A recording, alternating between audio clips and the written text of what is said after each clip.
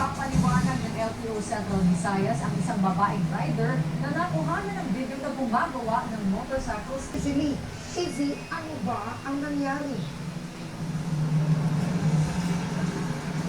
Karen, ayon sa pamunuan ng NLEX ay sumabit sa tinatawag na gantry o yung istrukturang sumusuporta sa Marilao Interchange Bridge ang truck. May natira namang bahagi o may natanggal na bahagi mula sa tulay na siya namang tumama sa likuran ng EUV na dahilan bakit ito tumagilid.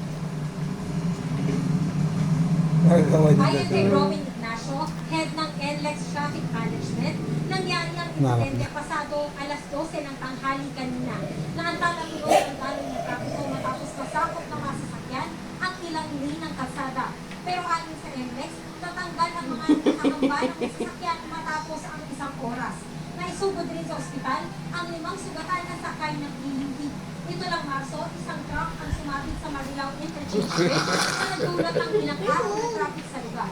Kaya paalala ng NLEX, mahigpit pa rin ipinatutupan ang 4.27 meters na maximum